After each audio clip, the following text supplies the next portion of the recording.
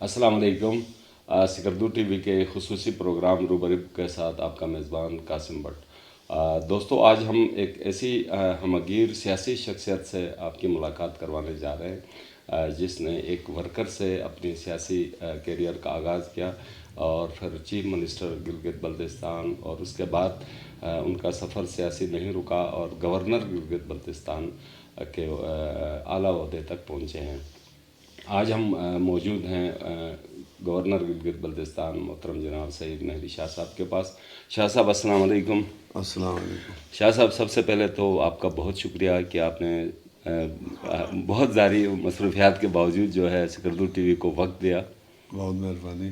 اچھا شاہ صاحب، تھوڑا سا ہمیں یہ بتائیے گا کہ آپ کا سفر جو سیاسی ہے وہ بہت لمبا ہے، بہت طویل ہے، اور بہت کچھ آپ نے مشکلات برداشت کی، ماشاء اللہ کا دور دیکھا، اور اپنا سفر کو لیکن آپ نے جاری رکھا، اور آپ کے پاس یہ اعزاز بھی ہے کہ آپ واحد سیاسی شخصیت ہیں گلگت بلتستان کی جس نے کبھی پارٹی نہیں بدلی۔ تو تھوڑا سا اپنے سفر کے بارے میں بتائیے گا۔ بسم اللہ الرحمن الرحیم۔ بہت مہربانی بٹ صاحب، آپ لوگوں نے موقع فراہم کیا کہ ہمارا تھوڑا بہت ویو عوام تک پہنچ جائے۔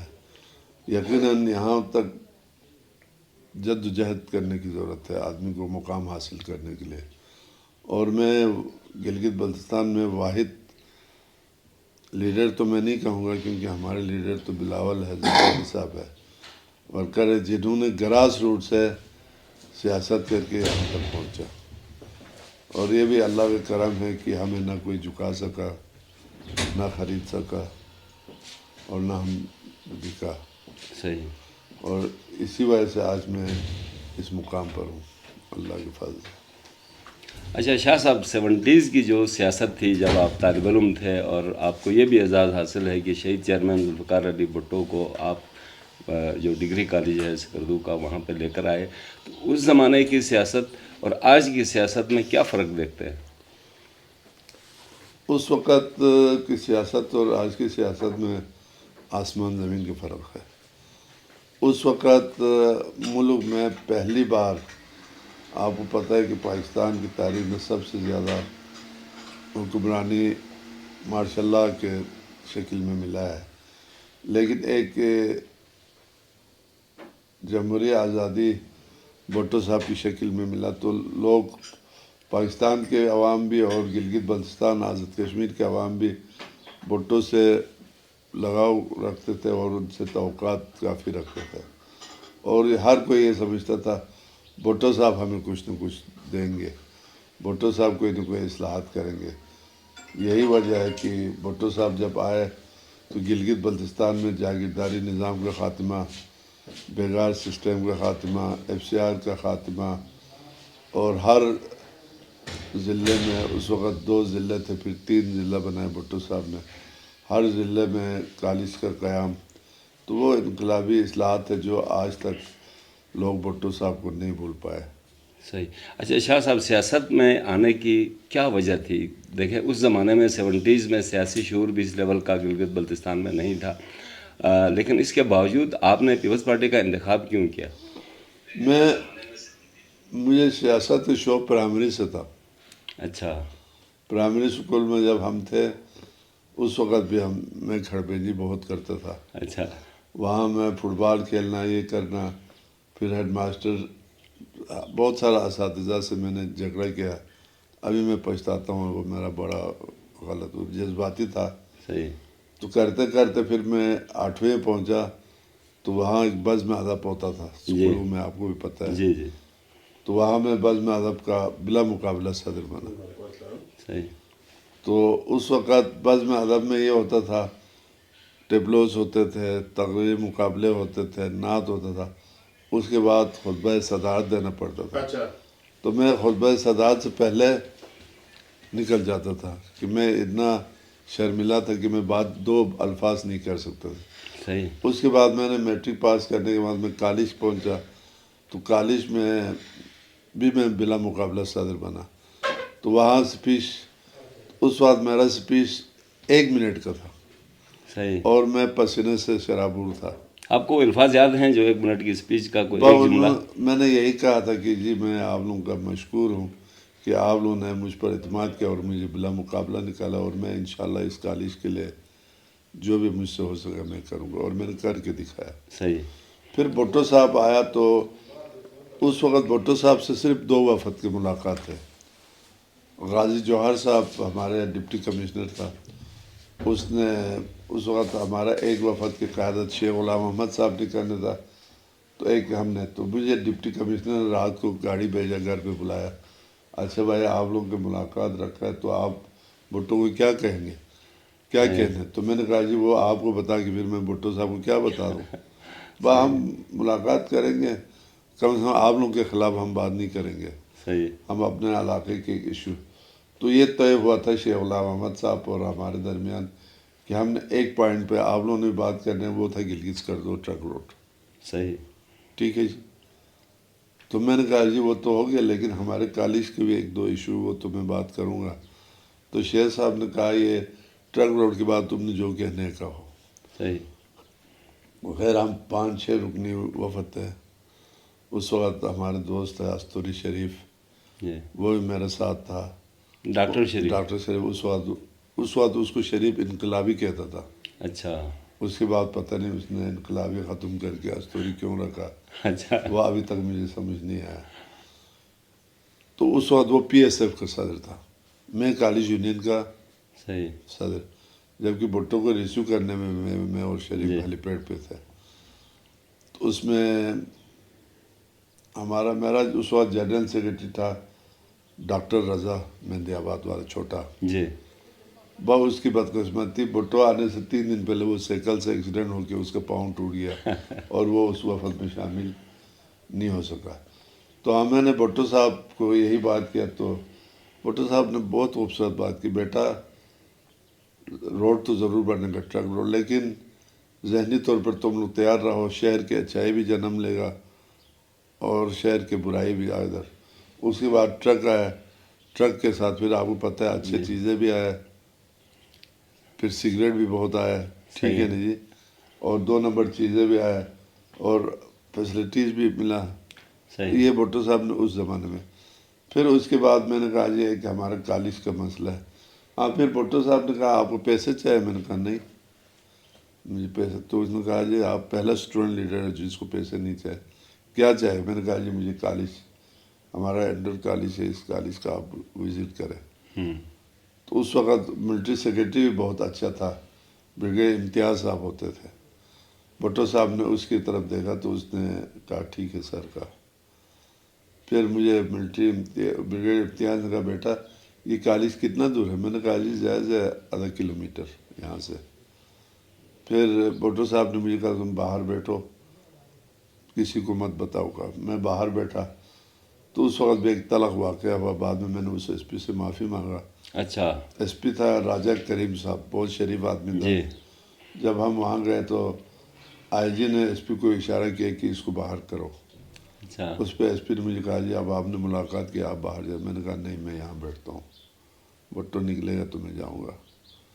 تو ایس پی نے مجھے گلے سے پکڑا، صحیح۔ پھر میں نے ایس پی کے گلے پکڑنے کے اسی دوران بھٹو صاحب باہر آئے۔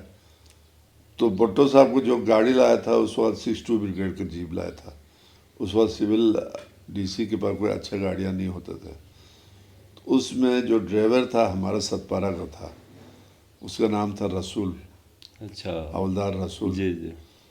پھر میں نے اس کو کہا لے کہ رسول کالج کو انہیں ضرورت، اس نے کالج کی طرف رخ کیا، تو جتنے بھی ہمارے پائلٹ گاڑی تھے بھٹو صاحب وہ سب ہیلی پیڈ کی طرف چلا، بھٹو صاحب اور میں جو ہے ہم کالج کی طرف۔ اچھا آپ بھی گاڑی میں ساتھ رہے؟ میں پیچھے، بھٹو صاحب کے ساتھ۔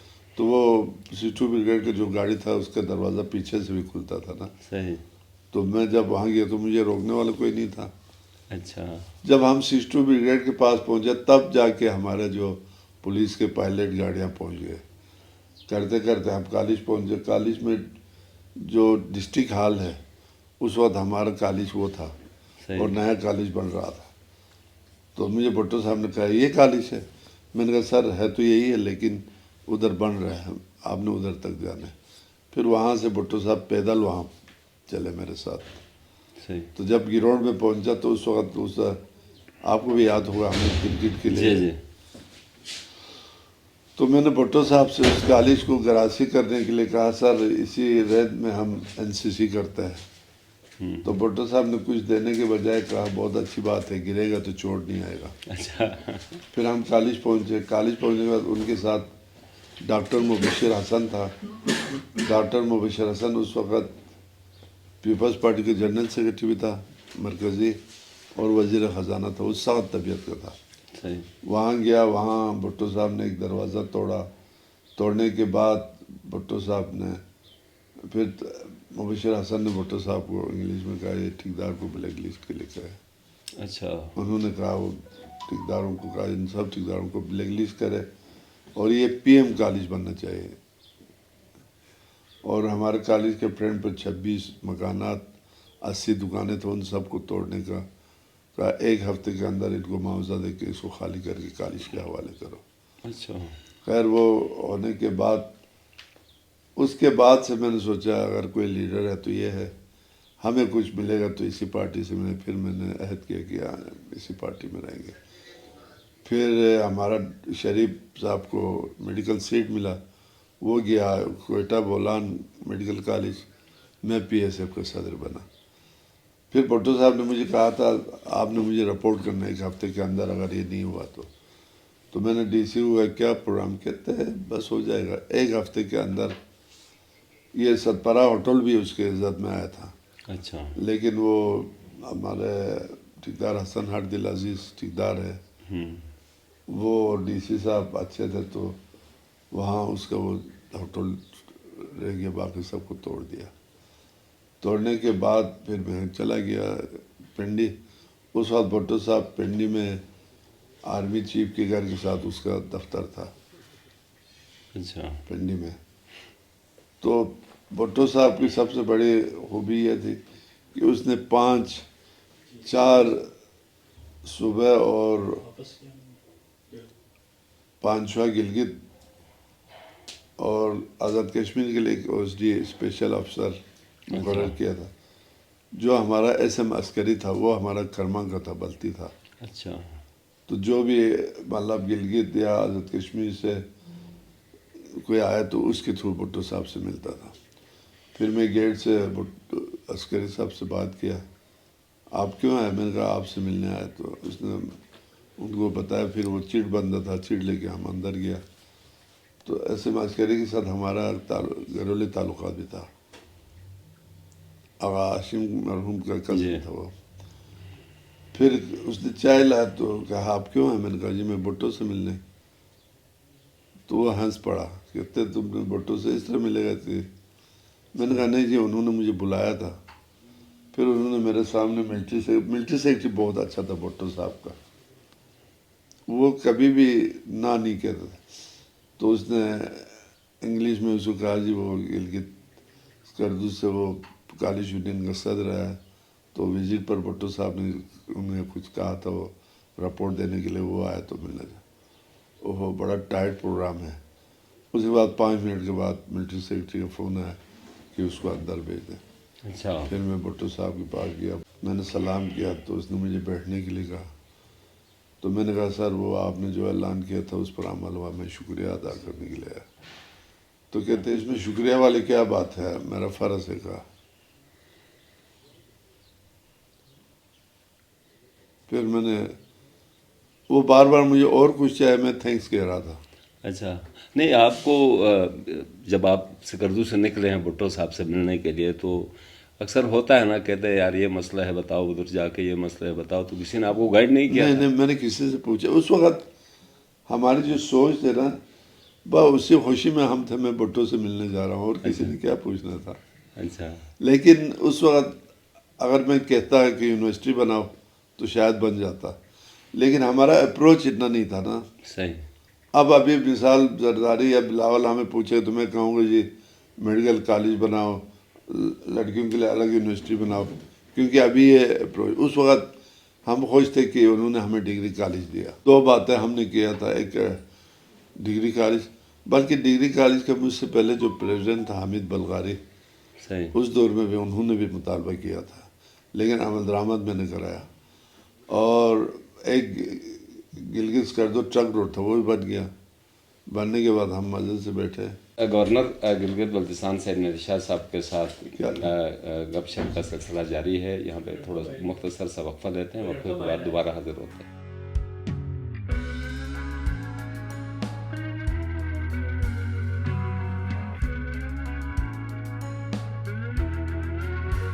दोबारा जो है हम कंटिन्यू करते हैं प्रोग्राम।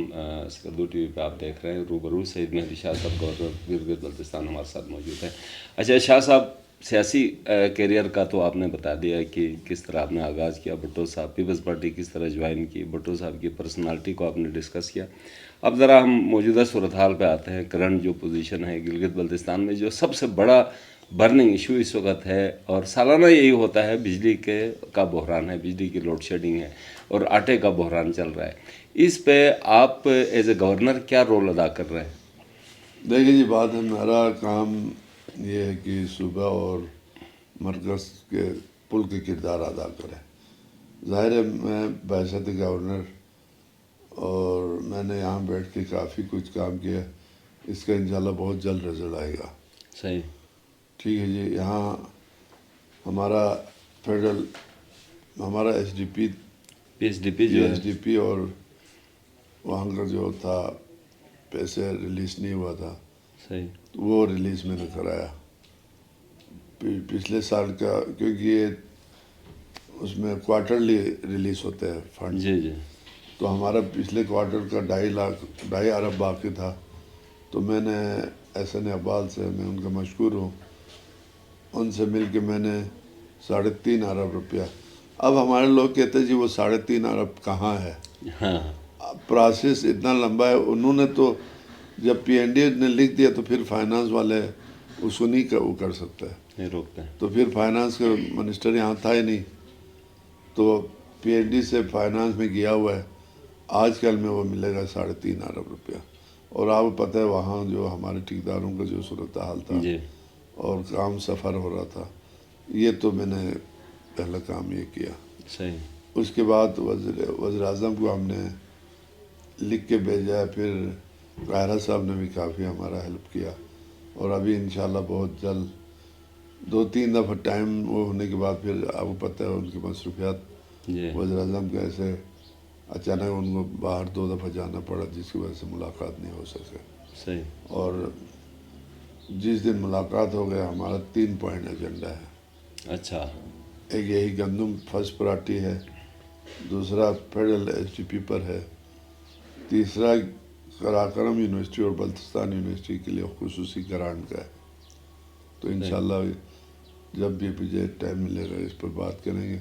सिर्फ बात नहीं करेंगे, इंशाल्लाह ये काम हल हो जाएगा। अच्छा शाह साहब, सिकरदू की सियासत में की बात करें तो हम जो है अक्सर जो है कुछ मजहबी जमातें जो है, जैसे ही आप गवर्नर बने, ओहदे पर मुतमक्कन हुए, चार्ज आपने संभाला, तो कुछ मजहबी जमातें जो है मुसलसल आपको तनकीद का निशाना बना रही हैं। इसकी क्या वजह है? इसकी वजह है बाकी जो पार्टियां ना वो उनके नज़र में नहीं है। उनके आंखों में आंखें डाल के अगर उनका मुकाबला कर सकते तो हम कर सकते हैं। आपको मैं एक बात बता दूं, अभी यहाँ मुख्तलिफ और तंजीमें बने। पहले तो सिर्फ तहरीक जाफरिया था। 94 में साजिद नकवी मोहतरम ने गिलगित बल्तिस्तान का पुरजोर दौरा किया। सही, और मुझे हल्का दौर से बिला मुकाबला लाने के लिए मैं साजिद नकवी साहब को शुक्रिया अदा करता हूँ। उन्होंने मुझे कहा बिला मुकाबला आप ऑफ़र दिया मुझे, लेकिन मैंने कहा जी मैं किसी मजहबी जमात में जाके महदूद होने से बेहतर है पीपल्स पार्टी में रहूँ। उनका मैंने शुक्रिया अदा किया। मेरे जगह कोई और होता तो वो एक सीट के लिए चला जाता है, सही, लेकिन मैंने नहीं जाके अक्लमंदी किया। नहीं किया तो मैं वज़ीर आला बन गया, नहीं किया तो मैं गवर्नर बन गया। ठीक है ना जी। लेकिन उस वक़्त सियासत उस अंदाज में नहीं था। शराफत की सियासत थी, तहज़ीब की सियासत थी। और मैं ख़ुद आप ये बड़ा हो गए, जब साजिद नकवी साहब स्कर्दू तशरीफ़ लाते थे तो मैं बहैसियत ड्राइवर गाड़ी चलाता था। सही, मैं उनका बड़ा एहतराम, मैंने हर एक मजहबी जमातों को एहतराम दिया। लेकिन समझ नहीं आते कुछ लोगों को मेरे साथ, इसलिए वो है कि وہ سمجھتا ہے اگر مہندی شاہ اس پارٹی سے ہٹ جائے تو ادھر پورا ہم خود سویپ کریں گے. اچھا، مطلب آپ مذہبی جماعتوں کا خیال یہ ہے کہ پیپلز پارٹی ہی ان کا راستہ سیاسی طور پر روک سکتی ہے اور کسی جماعت میں اتنا دم نہیں ہے، یہی کہنا چاہ رہے ہیں آپ؟ بالکل. نہیں، کچھ لوگ براہ راست دیکھیں سیاسی تنقید ہو سکتی ہے، کچھ انتظامی طور پہ تنقید ہو سکتی ہے، لیکن آپ کو براہ راست ڈسکس کر رہے ہیں، اس کے بس وہ تو پیچھے کیا وجہ میں ہے؟ یہ کہوں گا وہ تو تربیت کی بات ہے. دیکھو نا، گالی دینا سب سے آسان ہے سیاست میں. پیار محبت کرنا بڑا مشکل ہوتا ہے، اس کے لیے صحیح. بڑا ٹائم لگتا ہے، وقت درکار ہوتا ہے. لیکن گالی دینا کوئی سب سے آسان طریقہ کیا ہے؟ گالی دینا. اب جو مجھے گالی دیتے ہیں تو ان کے قد بڑھتا نہیں ہے،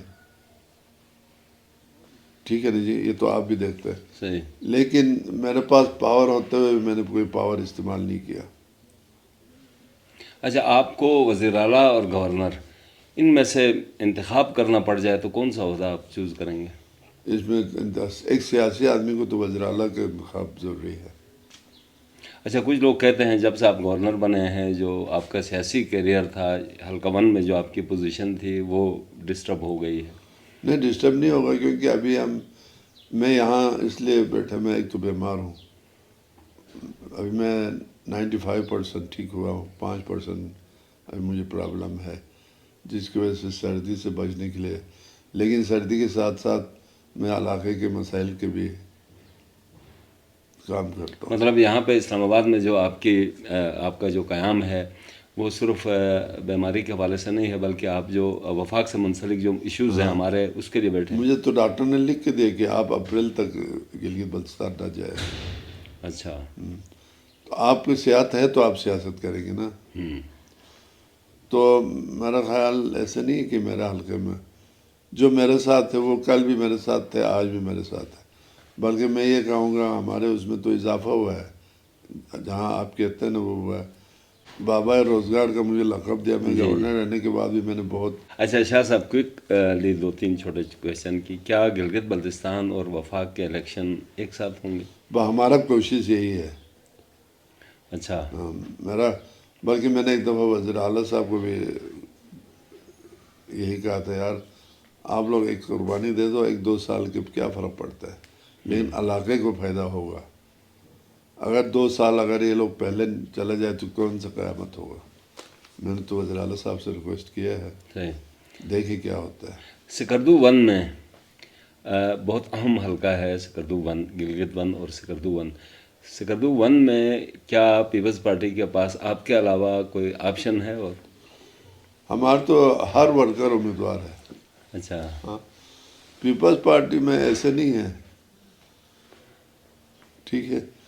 صحیح. آپ کو پتہ ہے پیپلز پارٹی میں مثال باقی پارٹیوں میں تو کہتے ہیں بھائی اس کو ہی لینے ہیں، ٹھیک ہے. ہمارا ادھر نہیں ہے، ہمارا وہاں تو باقاعدہ انٹری ہوتا ہے. میرے حلقے میں بہت سارے لوگوں نے اپلائی بھی کیا تھا اور وہ ان کا حق بھی ہے. اور ابھی بلدیاتی الیکشن ہو رہے ہیں. اچھا، جی بھی میں ہوں جی گے. بھی انشاءاللہ بہت جلد ہوں گے. ہونے کے بعد وہاں بلدیہ کا جب ہوگا تو گلگت اور سکردو میں جو بلدیہ کے الیکشن ہوگا نا، اس میں میئر ہوں گے.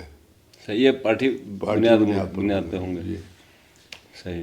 تو انشاءاللہ ہمارے پاس ہے، ورکر ہے، سب کچھ. آپ بھی امیدوار ہوں گے؟ میئر کا نہیں، حلقہ 1 میں اسمبلی کے لیے. نہیں، مجھے تو اس دن بلاول صاحب نے ریٹائر کرنے کے لیے تو ادھر گورنر بنایا. مجھے لگتا ہے اچھا. وہ میرے بیٹے کو بہت اہمیت دیتا ہے، توقیر کو. صحیح. تو جب اس کی کارڈ ہم نے لے کے گیا تو بلاول صاحب نے وہاں ہی مجھے پریشان کیا. ایک تو اس نے کہا کہ آپ نے اس کی شادی زبردستی کیا ہے. تو میں نے کہا جی شادیاں زبردستی نہیں ہوتی، اس کی اپنی پسند سے. اچھا تو ٹھیک ہے، آئندہ ہم ٹکٹ اس کو دیں گے. اچھا.